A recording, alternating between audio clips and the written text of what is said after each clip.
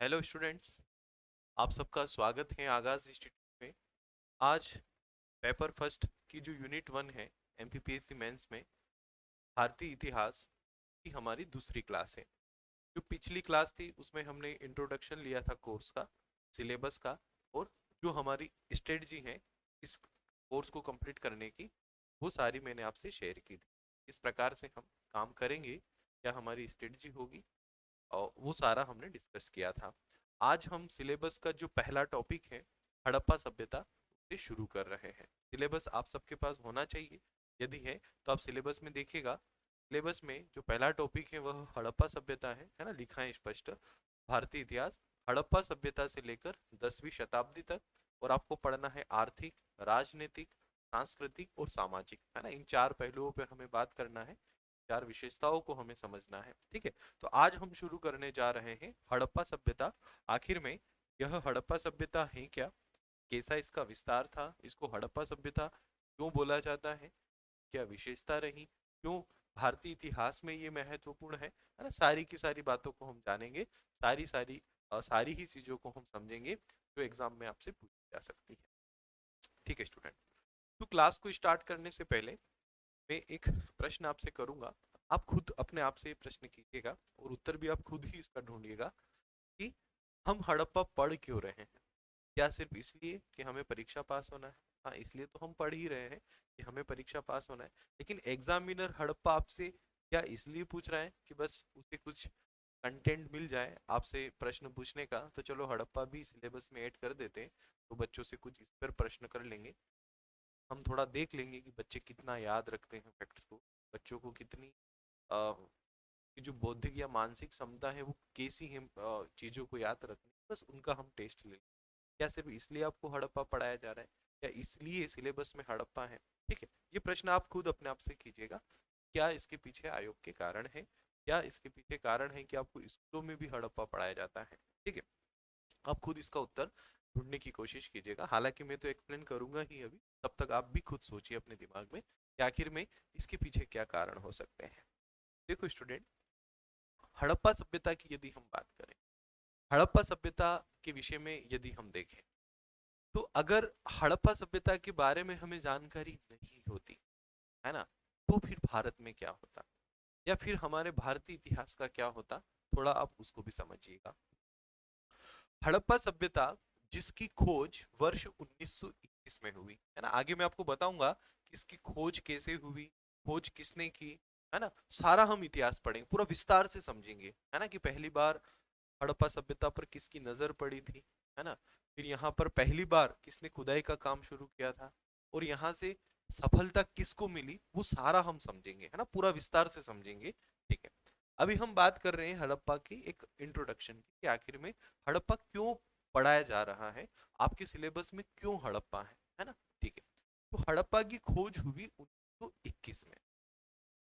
1921 से पहले ये स्थिति थी कि जो वैदिक सभ्यता है ना, जिसमें चार वेद लिखे गए, है ना, जो हमारी वैदिक सभ्यता रही, हम वैदिक सभ्यता से ही हमारे भारत के इतिहास की शुरुआत मानते थे।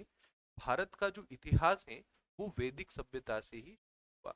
अब वैदिक सभ्यता का जो काल खंड है वो लगभग आज से 1500 ईसा पूर्व, या कहीं कहीं किताबों में कुछ विद्वान आपको 2000 ईसा पूर्व के आसपास तक बताते हुए मिलेंगे कि इतना पुराना था वैदिक सभ्यता का कालखंड। वैदिक सभ्यता का जो थी वो इतनी प्राचीन थी।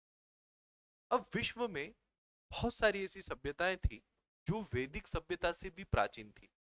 सभ्यता का मतलब क्या होता है ना, जैसे यहाँ लिखा है हड़प्पा सभ्यता, तो इस सभ्यता का मतलब भी आप समझो। मानव जो है पहले पशुओं की भांति ही रहता था। मानव जो है एक प्रकार से आप यूं बोल सकते हो कि उसमें मानसिक क्षमता जो थी मानव की, वो बिल्कुल शून्य थी शुरुआत में। जानवरों की ही भांति वो अपना पूरा जीवन जीता था। लेकिन धीरे धीरे मानव का बौद्धिक विकास होना शुरू हुआ। धीरे धीरे उसने सोचना शुरू किया। धीरे धीरे उस सोच के माध्यम से उसने नए नए आविष्कार किए। उसने आग जलाना सीख लिया, उसने खेती करना सीख लिया, उसने खाना पकाना सीख लिया, उसने धातुओं की खोज कर ली, है ना। धीरे धीरे वो जो एक खानाबदोश जीवन जीता था वो अब स्थायी रूप से अपना ठिकाना बनाकर रहने लगा, वो परिवार में रहने लगा, है ना। मतलब धीरे धीरे जो मानव पूर्ण रूप से नग्न अवस्था में जंगलों में घुमा करता था, वो मानव अब अपने बदन को ढककर रहने लगा। वो मानव सामूहिक रूप से जीवन जीने लगा। मानव सभ्य होने लगा, है ना। मतलब बौद्धिक विकास जैसे जैसे मानव का हुआ तो मानव में क्या आई। हम बोलते हैं ना, जैसे मान लो कि किसी ने बहुत बेकार कपड़े पहने हो, है ना, दाढ़ी वगैरह बहुत बड़ी हो रही, बाल वगैरह सब बिखरे हुए हो, है ना, तो हम यही बोलते हैं ना, भाई थोड़ा सभ्य बन जा, है ना। मतलब सभ्य बन जा मतलब कि थोड़ा इंसानों जैसा दिख। हम जनरली यही बोलते हैं ना कि भाई थोड़ा इंसानों जैसा दिख, थोड़ा सभ्य बन जा, है ना, क्या हालत हो रही तेरी। तो सभ्य रहना उसका मतलब क्या होता है? सभ्य रहना मतलब जिसमें सारी चीजें व्यवस्थित हो, है ना। जो एक मानव के जो गुण है वर्तमान में, उन गुणों के साथ अगर आप हो तो आप सभ्य माने जाते हो। अगर आप उनसे विपरीत व्यवहार करोगे तो आपको दुनिया क्या कहेगी कि ये व्यक्ति जो है वो असभ्य है। तो मानव जो शुरुआत में एक खानाबदोश जीवन जीता था, बिल्कुल भी सभ्य नहीं था, एक असभ्य, जैसे जो भेड़ बकरी वगैरह जो जानवर होते हैं ना, अ, जंगलों में सियार वगैरह, चीते, भालू वगैरह, शेर वगैरह, खरगोश, चूहे, बिल्ली, ये सब क्या है? ये असभ्य ही है, इसमें कोई ऐसी सभ्यता नहीं है ना। लेकिन मानव भी उन्हीं की भांति था, लेकिन धीरे धीरे मानव का बौद्धिक विकास हुआ। मानव ने अपनी उसी बौद्धिक क्षमता से सभ्यता में कदम रखा। मानव जो नग्न अवस्था में घूमता था, जो खानाबदोश जीवन जीता था, वो अब सभ्य होने लगा। वो अच्छी तरीके से खाना बनाकर खाने लगा, वो अच्छी अच्छे कपड़े पहनने लगा, वो अच्छी तरीके से अपने शरीर को रखने लगा, है ना। मतलब मानव क्या हुआ, धीरे धीरे सभ्य होने लगा, है ना। मानव में क्या आई, धीरे धीरे सभ्यता आई, है ना। तो हड़प्पा सभ्यता जनरली हम इस वे में बोलते हैं कि भाई प्राचीन समय में, है ना, जब मानव जंगलों में से बाहर आए, जब मानव सभ्यता में आए, है ना। तो सभ्यता में आए मतलब उनके कुछ सामाजिक रिवाज हो गए, है ना, उनकी कोई एक विशेष सामाजिक पद्धति हो गई, उनकी एक विशेष राजनीतिक पद्धति हो गई, उनकी एक विशेष आर्थिक पद्धति हो गई, है ना। मतलब मानव जो था कई सारी विशेषताओं के साथ सभ्य हुआ, है ना। उसके साथ कई सारी विशेषताएं, मतलब कई सारी विशेषताएं उसके साथ पनपी। जैसे कि बहुत सारे लोग अब कहीं साथ में रह रहे हैं। पहले मानव अकेला रहता था, है ना, जंगली जानवरों की भांति, लेकिन अब बहुत सारे लोग समूहों में रह रहे हैं। अब समूहों में रह रहे तो भाई कोई नेतृत्व करने वाला तो होगा ना उस समूह का, है ना। तो धीरे धीरे मानवों ने राजनीति सीखी, है ना, कि आखिर में कैसे लोगों के समूह को चलाना है। अब लोगों का समूह है, अब घर बार है, बीवी बच्चे हैं, तो उनका घर का पेट कैसे पालना है ना। तो उसके लिए वो धीरे धीरे उसने आर्थिक चीजें सीखी, खेती करना सीखी, पशुओं को पालना सीखा, है ना, कि कैसे अपनी अपना जो अर्थ है, कैसे जो आर्थिक जीवन है उसको चलाए, वो सीखा। समाज में रहने लगा, है ना, तो उसने सामाजिक रीति रिवाज सीखे।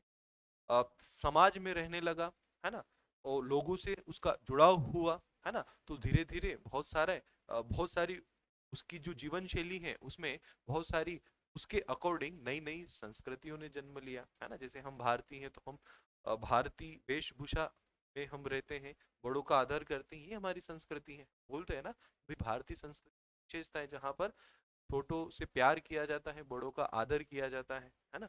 विदेशों में ऐसा नहीं होता है ना। हम कई बार ऐसा बोलते हैं भाई वहां इस टाइप की संस्कृति नहीं है। तो जहां पर मानव रहा, जैसे जैसे सभ्य हुआ तो उसने एक विशेष अपनी संस्कृति को अपनाया, है ना।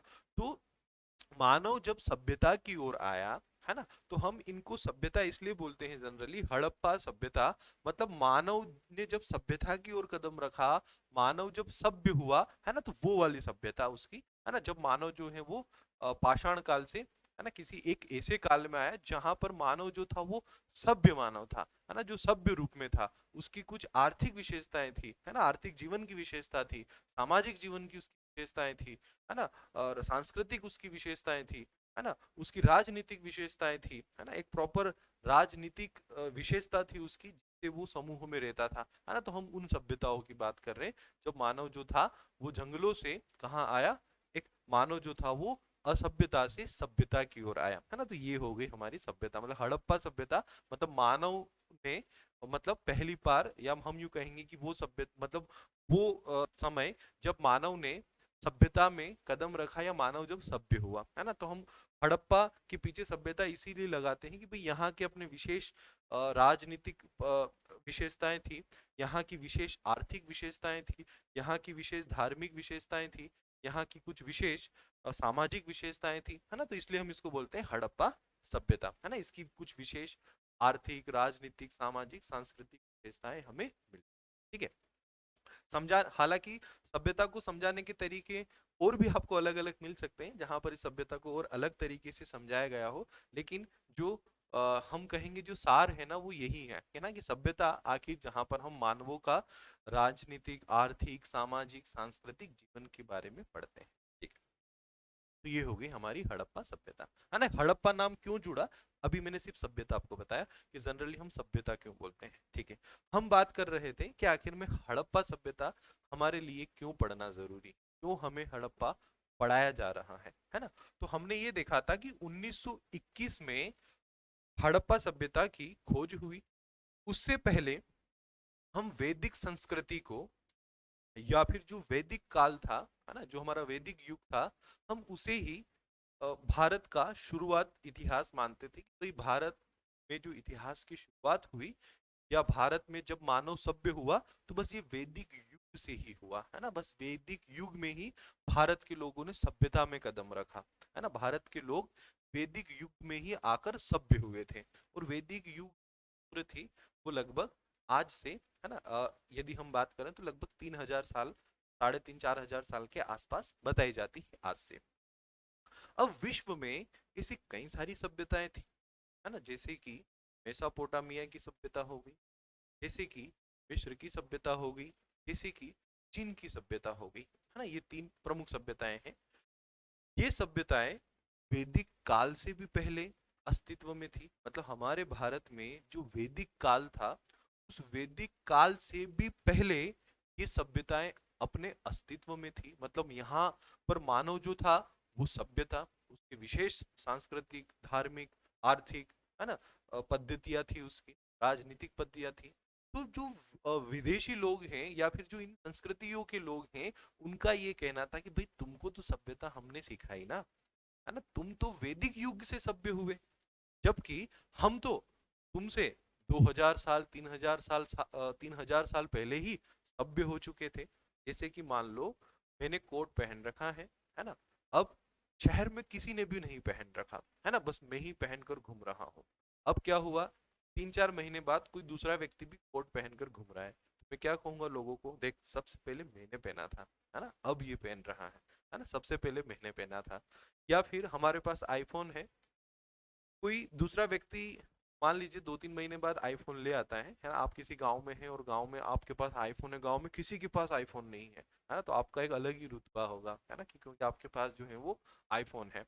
तो अब क्या हो रहा है कि आप गांव में कहीं पर भी आईफोन लेकर जा रहे हो तो भाई सबको दिखा रहे हो, देख मेरे पास जो है वो आईफोन है। अब कोई दूसरा व्यक्ति आईफोन लाया तो अब उसको क्या कहोगे, अरे तेरे से पहले तो मैं ले आया था, है ना। तो उस व्यक्ति को भी क्या लगेगा, हाँ यार ये बात भी सही है, काश मैं वो पहला व्यक्ति होता, है ना, जिस जो गांव में सबसे पहले आईफोन लाता। आपके परिवार में कोई गवर्नमेंट जॉब में नहीं है, और जब आपकी गवर्नमेंट जॉब लगती है तो एक अलग ही एहसास होता है ना, क्योंकि पहली बार मैं लगा, है ना। या फिर हम यूं बोल सकते हैं कि भाई ये तो मैंने सिखाया तुझे, है ना, तू आज जो भी कर रहा है ना ये तो सब तुझे मैंने सिखाया, सबसे पहले तो भाई मैं ही करता था ये सब, है ना। जैसे कोई बोल रहा है कि ये काम करें कि अपन ये प्रॉब्लम जो है ना इसको इस तरीके से सोल्व कर दे, है ना, तो अपन क्या बोले, अरे भाई ये चीज मैंने ही तेरे को सिखाई थी, है ना, तू क्या दूसरे लोगों को सिखा रहा है, ये तो तू तेरे को मैंने ही बताया था। तो भारत के साथ भी यही सिचुएशन थी 1921 से पहले, है ना, क्योंकि 1921 से पहले तक हम वैदिक संस्कृति को ही भारत की सबसे प्राचीन सभ्यता मानते थे, कि भाई भारत में जो लोग रहते थे वो इसी समय से सभ्य होना शुरू वो इसी समय सभ्य हुए, क्योंकि इससे पुराने प्रमाण हमारे पास थे नहीं। जबकि मिस्र की सभ्यता, इनकी सभ्यता, मेसोपोटामिया की जो सभ्यताएं थी वो वैदिक संस्कृति से भी प्राचीन थी, और 1921 से पहले वो खोजी भी जा चुकी थी, है ना।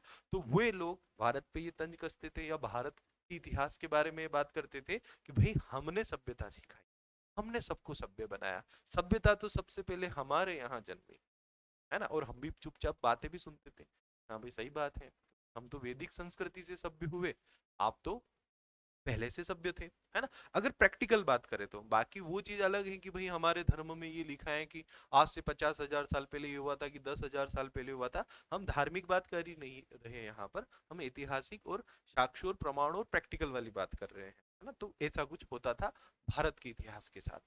फिर जब हड़प्पा सभ्यता की खोज हुई वर्ष 1921 में, फिर जब हड़प्पा सभ्यता की खोज हुई और हड़प्पा सभ्यता की खोज होने के पश्चात, है ना, जब 1921 में हड़प्पा सभ्यता की खोज हुई और हड़प्पा सभ्यता की खोज होने के बाद जब हमें ये पता चला कि हमारी ये जो सभ्यता है जो भारत की भूमि पर खोजी गई, ये तो चीन की सभ्यता, मेसोपोटामिया की सभ्यता और जो मिस्र की सभ्यता है उनके समकालीन है या उनसे भी पुरानी है ना।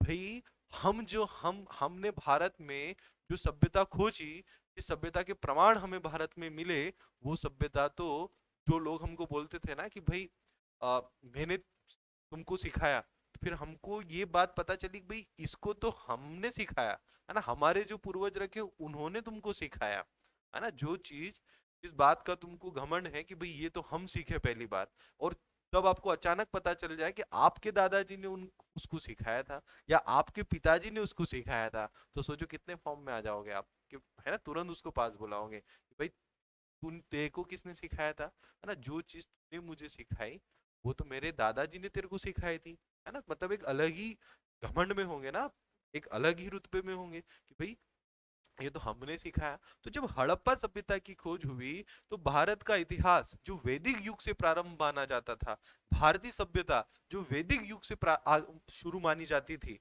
है ना। हम जानते जरूर थे कि नहीं भारत का इतिहास बहुत प्राचीन है, लेकिन हमारे पास कोई एविडेंस नहीं थे ऐसे जो हम दे सकें कि भाई हमने दुनिया को सभ्य बनाया, हमने दुनिया को सभ्यता सिखाई। लेकिन जब सिंधु घाटी सभ्यता की खोज हुई और सिंधु घाटी सभ्यता का जब कालखंड देखा गया, सिंधु घाटी सभ्यता के अवशेषों की जब कार्बन डेटिंग की गई, तो पता चला कि ये सभ्यता भी मिस्र की सभ्यता, मेसोपोटामिया की सभ्यता और चीन की सभ्यता के ही समकालीन और उनसे भी प्राचीन थी। बहुत सारे इतिहासकार तो इसको 8,000 ईसा पूर्व बताते हैं कि जो हड़प्पा सभ्यता थी ये 8,000 ईसा पूर्व अस्तित्व में थी, क्योंकि हमने जो हड़प्पा सभ्यता खोजी ना वो तो नगरीय अवस्था में थी, है ना। और आप सोचो कोई भी सभ्यता डायरेक्ट नगर में नहीं कन्वर्ट हो जाती है। मिस्र की सभ्यता हो, मेसोपोटामिया की सभ्यता हो, ये तो ग्रामीण सभ्यता थी, यहाँ के लोग तो गांव में रह रहे थे। जबकि उसी समय हम हड़प्पा वाले या हमारे हड़प्पा सभ्यता के लोग नगरों में रह रहे थे।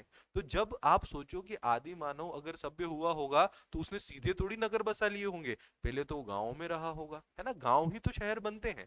आज जैसे इंदौर है, तो बहुत सारे लोग बोलते हैं ना कि इंदौर पहले बहुत छोटा था, है ना, गांव जैसा था इंदौर। तो इंदौर से बड़े तो और दूसरे शहर थे, है ना। लेकिन आज इंदौर इतना बड़ा हो गया। या हम किसी भी शहर की बात कर लें, जो हाथ बहुत बड़े रूप में कभी ना कभी वो गांव ही था, है ना। सास मतलब बहू थी, है ना, कभी ना कभी वो गांव ही था, है ना। लेकिन धीरे धीरे वो कन्वर्ट हुआ शहरों में, है ना। पहले ग्रामीण अवस्था में थी सभ्यता, फिर धीरे धीरे वो शहरी या नगरी अवस्था में हुई। तो भाई हमारी जो हड़प्पा सभ्यता है वो तो नगरी अवस्था में थी। जो अवस्था हमें मिली है ना हड़प्पा की, वो तो नगरी अवस्था वाली मिली है। मतलब हड़प्पा से पहले तो हम ग्रामीण सभ्यता में भी रहे होंगे, और तुम्हारी जो ग्रामीण सभ्यता है वो हमारे नगरी सभ्यता के लेवल की है। मतलब तुमसे पहले हम सभ्य हो चुके थे, है ना। जब तुम गांवों वाला जीवन जी रहे थे ना, तब तो हम शहरों वाला जीवन जी रहे थे, है ना। तो फिर भारतीय इतिहास में एक नए अध्याय की शुरुआत हुई, भारतीय इतिहास में एक नए पल की शुरुआत हुई, भारतीय इतिहास में एक नई कड़ी जुड़ी कि भाई दुनिया ने सभ्यता हमें नहीं सिखाई, हमने दुनिया को सभ्य बनाया। एक गाना सुना होगा ना, सभ्यता जहां सबसे पहले आई, है ना। मैं उस देश का वासी, ऐसा कुछ गाना है, शायद मैं भूल रहा हूँ, लेकिन उसकी एक लाइन मुझे याद है, जहां सभ्यता सबसे पहले आई। तो फिर हम ये गर्व से बोलते हैं कि भाई हम भारतीयों ने दुनिया को सभ्यता सिखाई, क्योंकि जब दुनिया की जो प्राचीन सभ्यता ग्रामीण अवस्था में थी, उस समय हमारी हड़प्पा नगरीय अवस्था में थी। तो सोचो जब हम गांव में रहे होंगे, जब हमारी सभ्यता ग्रामीण अवस्था में होगी, तो वो और कितनी प्राचीन होगी, है ना। हम कितने पहले सभ्य हो चुके थे, है ना। तो दुनिया से सबसे पहले सभ्यता भारत में आई, और उसका जो प्रमाण है वो है हड़प्पा सभ्यता। हड़प्पा सभ्यता वो एविडेंस है, इस बात का प्रमाण है कि हम सबसे पहले सभ्य हुए। भले ही हड़प्पा सभ्यता का कालखंड मिस्र की सभ्यता, मेसोपोटामिया की सभ्यता के लेवल में हो, उसके समकालीन हो, है ना, हम बोलते हैं ना हड़प्पा सभ्यता मिस्र की सभ्यता के समकालीन है। अरे भैया, मिस्र की सभ्यता जो हमारे समकालीन थी वो तो ग्रामीण थी, हम तो शहरी अवस्था में थे। मतलब हम शहरी अवस्था से कितने साल पहले ग्रामीण अवस्था में रहे होंगे, है ना, तभी हम शहरी अवस्था तक पहुंचे। मतलब हम तो तुमसे बहुत ज्यादा पुराने हैं ना, हम तो तुमसे बहुत ज्यादा पहले सभ्य हो चुके थे। हमने तो इतने इतने आविष्कार कर लिए थे। हड़प्पा सभ्यता जब आपको पढ़ाऊंगा कि यहाँ के लोगों ने क्या शानदार घर बनाए, यहाँ के लोगों की जो कलाकारियां थी, जो मोहरे बनाते थे, जो खेती ये करते थे, दुनिया में उस समय पर कहीं पर भी ऐसा नहीं हो रहा था जो उस समय भारत में हो रहा था। तो ये बात 1921 से पहले जो हमें कहते थे कि भारत को तो सभ्यता हमने सिखाई, इस हड़प्पा सभ्यता की खोज ने सबके मुंह बंद कर दिए। हम भारतीय आज गर्व से बोलते हैं कि हम सबसे प्राचीन सभ्यता वाले हैं, हमने ही दुनिया को सभ्य बनाया, हमने ही दुनिया को सभ्यता सिखाई, और उसका प्रमाण है हमारी हड़प्पा सभ्यता। तो इतिहासकार, सॉरी, जो सिलेबस में ये टॉपिक है ना, तो वो इसलिए है कि आप भारत को पहचानो, है ना। जैसे प्रीलिम्स में भी आपने देखा होगा ना, प्रीलिम्स के सिलेबस में भी भारतवर्ष और वैदिक साहित्य वगैरह ये यूनिट्स ऐड हुई। क्यों ऐड हुई? आप भारत को पहचानो, आप अपने भारत को जानो। तो हड़प्पा सभ्यता को सिर्फ आपको ये नहीं पढ़ना है कि यहाँ विशाल स्नानागार था, या यहाँ पर अन्नागार होते थे, यहाँ ग्रिड पद्धति में घर थे, या ये नगरी सभ्यता थी। भैया, हड़प्पा के वास्तविक महत्व को जानो, और हड़प्पा सभ्यता का जो वास्तविक महत्व है, वो वास्तविक महत्व यही है कि ये प्रमाण है इस बात का कि हम भारतीयों ने दुनिया को सभ्यता सिखाई। चाहे पश्चिमी देश वाले कुछ भी कहें, है ना, चाहे वो यूं कहें कि नहीं हड़प्पा से पुरानी सभ्यता वो थी, हम उसको नहीं मानते। क्योंकि जो हड़प्पा के लेवल की सभ्यताएं हैं, अगर हम उनको कंपेयर करें तो हड़प्पा उस समय नगरी थी, जबकि वो दूसरी सभ्यता उस समय ग्रामीण अवस्था में थी।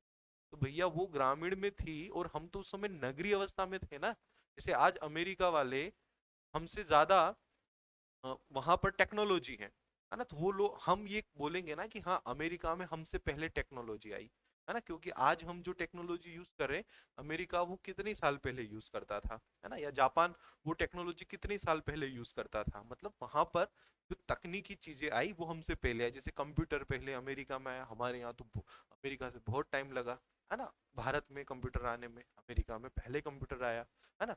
तो भारत में कंप्यूटर आया, मतलब भारत एक समय बिना कंप्यूटर था, अमेरिका उस समय कंप्यूटर वाला था, है ना। तो मतलब जो अन्य सभ्यताएं ग्रामीण अवस्था में है, भारत तो उस समय नगरीय अवस्था में था, है ना। तो मतलब सोचिए कि हमने ही तो दुनिया को सभ्यता दी, हमने ही तो दुनिया को सभ्य बनाया। प्रमाण कहाँ है? तो ये रहा प्रमाण, है ना। हड़प्पा सभ्यता इस बात का जीता जागता प्रमाण है। ये मूर्ति आप देख सकते हो जो हड़प्पा सभ्यता की खुदाई में मिली है, कितनी आकर्षक है। सोचो कितना कितना उनका बौद्धिक विकास हो चुका होगा। जहां अन्य सभ्यता वाले सिर्फ पशु चरा रहे थे, जहां अन्य सभ्यता वाले चीजों को सीख रहे थे कि भाई कैसे एक अच्छा जीवन जिया जाए, वहां हड़प्पा सभ्यता वाले एक उच्च स्तर का जीवन जी रहे थे। एक उच्च स्तरीय जिसकी आप कल्पना भी नहीं कर सकते हो आज, है ना। मतलब उनकी सिटी स्मार्ट थी, है ना। देखे कहीं गंदगी दिख जाए, देखे कहीं पानी ऐसे रास्ते में बहता हुआ दिख जाए, है ना, इतने शानदार उनके घर बने थे। आप कल्पना नहीं कर सकते हो आज से 5,000 साल पहले लोग इस प्रकार का जीवन जी रहे होंगे, है ना। तो हड़प्पा प्रमाण है इस बात का कि भारतीयों ने सबसे पहले, हम भारतीय सबसे पहले सभ्य, हम भारतीयों ने ही दुनिया को सभ्यता सिखाई। सभ्यता जहां सबसे पहले आई, कहाँ आई? हमारे भारत में, है ना। ये प्रमाण है हड़प्पा। तो हड़प्पा पढ़ाने के पीछे और पढ़ने के पीछे जो मेन उद्देश्य है, वो मेन उद्देश्य यही है ना, कि हम हमारे भारत को जाने, हम हमारी सभ्यता को पहचाने कि भाई हम वो लोग हैं, हम भारतीय वो हैं जो दुनिया में सबसे पहले सभ्य बने, है ना। तो हमें हमने दुनिया को सिखाया, आज उल्टा हो रहा है, आज हम दुनिया से सीख रहे हैं। ये चीज अलग है कि टेक्नोलॉजी में कोई हमसे आगे, हम टेक्नोलॉजी में पीछे, वो चीज एक अलग हो जाती है। लेकिन जो सभ्यता की बात की जाए ना, तो आज भी हम पश्चिमी देशों को पश्चिमी देशों से सीखते हैं।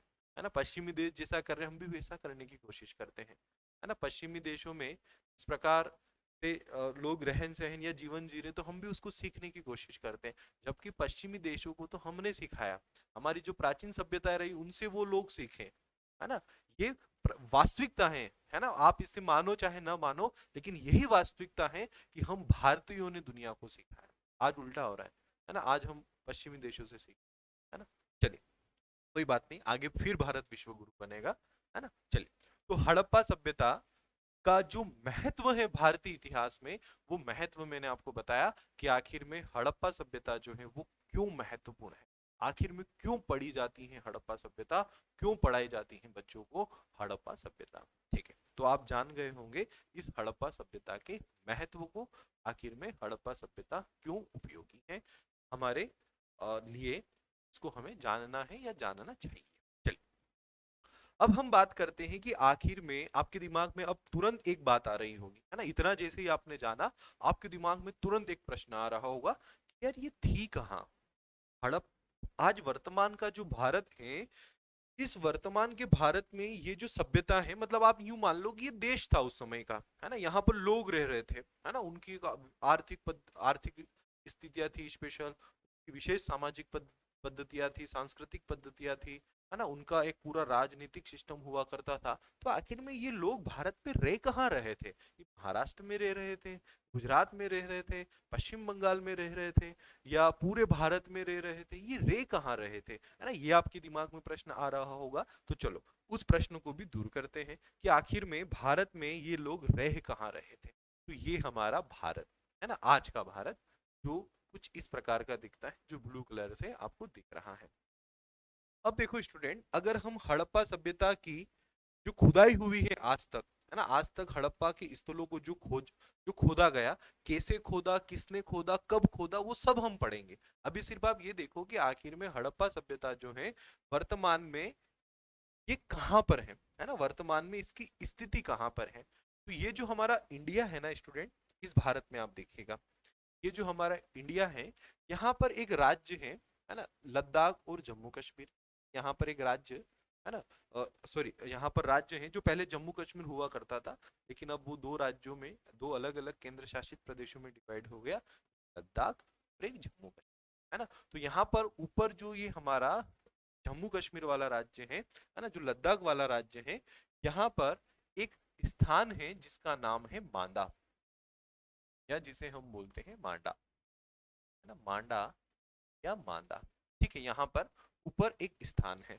अब ये पाकिस्तान में आ जाइए इधर। अभी देखो मैं कुछ भी नहीं आपको बता रहा हूँ, अभी सिर्फ और सिर्फ मैं आपको ये बता रहा हूँ कि भारत में हड़प्पा सभ्यता कहाँ थी। अभी आप अपने मन में जितने भी प्रश्न आ रहे हो कि सर ये मांदा कहाँ है, या ये कितनी चौड़ी थी, कितनी लंबी थी, कितना इसका क्षेत्रफल था, अभी आप सब उन प्रश्नों को साइड में रखो। अभी तो सिर्फ आप मैप में देखो तो सही कि आखिर में हड़प्पा सभ्यता जो मिली हमें, या हड़प्पा सभ्यता जो खोजी गई, उसकी लोकेशन क्या थी, है ना, वो कहां पर थी।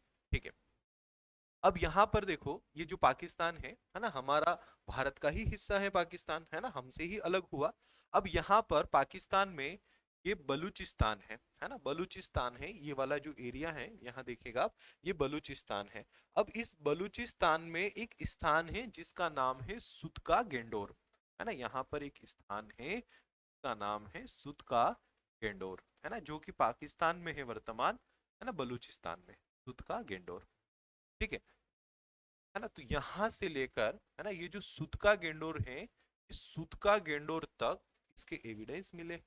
अगर हम इधर पश्चिम में बात करें, तो ये जो यहाँ यूपी है, इस यूपी में एक स्थान है जिस स्थान का नाम है आलमगीरपुर, है ना। यहाँ पर एक स्थान है यूपी में, है ना, हमारे भारत में, है ना, आलमगीरपुर।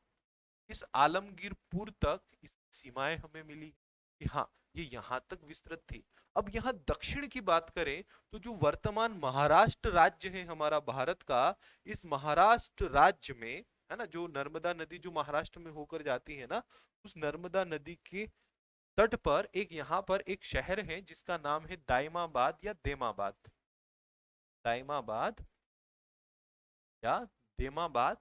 यहाँ से कुछ इस प्रकार से मैं देखने को है ना, इस दाइमाबाद तक। है ना। इस दायमाबाद तक कुछ इस प्रकार से इस हड़प्पा सभ्यता की जो है हमें सीमाएं देखने को मिलती है ना। ये यहाँ सुतका गेंडोर हो गया। ठीक है, मैं मतलब आपको इसकी सीमाएं, इसका विस्तार बता रहा हूँ कि आखिर में जो हड़प्पा सभ्यता है इसका विस्तार प्रकार का था, है ना, कैसा इसका विस्तार था। ठीक है, ये यहाँ महाराष्ट्र, तो आप इधर मिला लीजिए। ये पूरी जो है ये आपकी हड़प्पा सभ्यता का एरिया था, है ना। जितना आज तक हमने खोजा, है ना, जितना आज तक हमने खोजा, खोजे हुए के आधार पर ये हड़प्पा सभ्यता का एरिया है। कितना है ना, मांदा से लेकर आलमगीरपुर, है ना, और ये कितना लंबा है कितना चौड़ा है वो सारा मैं आपको बताऊंगा, है ना। आगे हम सब कुछ पढ़ने वाले हैं, है ना। आगे हम सब कुछ पढ़ने वाले हैं, सब कुछ आप पढ़ोगे, है ना। आप बिल्कुल भी टेंशन ना लें। अभी तो सिर्फ हम ये देख रहे हैं कि आखिर में ये हड़प्पा सभ्यता जो हम बोलते हैं ये है कहाँ, है ना, ये थी कहाँ भारत में। तो ये भारत में कुछ यहाँ पर जो है का विस्तार था, है ना। ये वाला जो एरिया आप देख पा रहे हैं ना स्टूडेंट, यहाँ पर इसका एरिया था, है ना। यहाँ पर क्षेत्र है जहाँ पर ये हड़प्पा सभ्यता जो है ये विस्तृत थी। ठीक है, आप यहाँ मैप में ये देख सकते हो। इस हड़प्पा सभ्यता को 1921 में खोजा, है ना। किसने खोजा, कैसे खोजा, क्या पूरी कहानी रही रही वो सब समझेंगे, है ना। सब पूरा इतिहास बिल्कुल सिस्टमेटिक तरीके से पढ़ा जाता है ना। तो हम सिस्टमेटिक तरीके से हर चीज पढ़ते हुए चलेंगे, है ना। अभी आप देखो, ये जो है हड़प्पा सभ्यता का वो एरिया है ना, जहां पर ये सभ्यता खोजी गई, जो कि भारत में भी है, पाकिस्तान में भी है। अब आप देखोगे तो आपको ऐसा लगेगा कि सर भारत से ज्यादा तो ये पाकिस्तान में दिख रही है ना, कि भारत से ज्यादा तो ये सभ्यता या इस सभ्यता का विस्तार पाकिस्तान में दिख रहा है। तो ये बात सही भी है, भारत से ज्यादा हड़प्पा सभ्यता का जो विस्तार है वो पाकिस्तान में है ना। लेकिन जब इस सभ्यता की खोज हुई 1921 में, है ना, तब पाकिस्तान पाकिस्तान नहीं था, तब पाकिस्तान भारत ही था, है ना। पाकिस्तान तो आज भी भारत ही है ना। पाकिस्तान वाले तो बोलते हैं कि भाई हमको भारत में मिला लो तुम, है ना। आपने देखा होगा बहुत सारा यूट्यूब वगैरह पर वीडियोस आते रहते हैं वहाँ के लोगों के, है ना। बोलते हैं वो कि बहुत पछता रहे हैं कि क्यों हम अलग हुए भारत से, भारत में ही हमें रख लो, है ना। तो भाई हमारा ही हिस्सा है ना। ऐसा होता है ना कई बार परिवार में कुछ झगड़े होते हैं तो भाई भाई अलग हो जाते हैं, लेकिन फिर कभी ऐसा विवाद सुलझ जाए तो फिर दोनों एक भी हो जाते हैं। तो हो सकता है कि कभी ऐसा हो भी जाए, है ना, कि पाकिस्तान जो है वो पूरा जो भारत जो है वो एक हो भी जाए, है ना। बोलते हैं ना अखंड भारत बनाएंगे भारत को, हो सकता बन भी जाए। देखो इतिहास भविष्य के गर्भ में क्या है किसी को नहीं पता, है ना। भविष्य में तो मतलब इतिहास में तो ये भी पता नहीं था किसी को कि भाई ऐसे पाकिस्तान एक देश बनेगा भविष्य में, लेकिन बना। तो हो सकता है भविष्य में ये भी हो जाए कि पाकिस्तान और भारत फिर से एक हो जाए, है ना। देखो खोने को कुछ भी हो सकता है ना, क्योंकि बहुत सारे ऐसे लोग हैं जो इस पार्टी से उस पार्टी चले जाते हैं जिनके ऊपर लोगों को भी भरोसा नहीं होता है कि भाई ये उस पार्टी में चला गया, ये व्यक्ति उस पार्टी में कैसे जा सकता है ना। तो कुछ भी हो सकता है। चलिए, तो ये हड़प्पा सभ्यता की जो है ये सीमाएं हैं, ये हड़प्पा सभ्यता का विस्तार है। मतलब हम इस सभ्यता की बात करें जो इस क्षेत्र में यहाँ विस्तृत थी, है ना। यहाँ पर अभी भी रिसर्च चल रही है, यहाँ पर अभी भी खुदाई के काम चल रहे हैं, है ना। यहाँ पर अभी भी पूरा काम चल रहा है इस स्थल, इस सभ्यता के बारे में और जानने के लिए, है ना, कि हमें और जानकारियां मिले। अभी तक जो हमें यहाँ पर खुदाई होकर अभी तक हमें जो जानकारियां मिली हैं, हम उन जानकारियों के बारे में तो अच्छे से पढ़ने ही वाले हैं। अब देखो स्टूडेंट, जो मैं हड़प्पा बोलता हूँ ना, कि आखिर में इस सभ्यता को हड़प्पा सभ्यता क्यों बोलते हैं, या हड़प्पा हड़प्पा बार बार क्यों कहा जाता है ना, ये हड़प्पा आखिर में क्या है।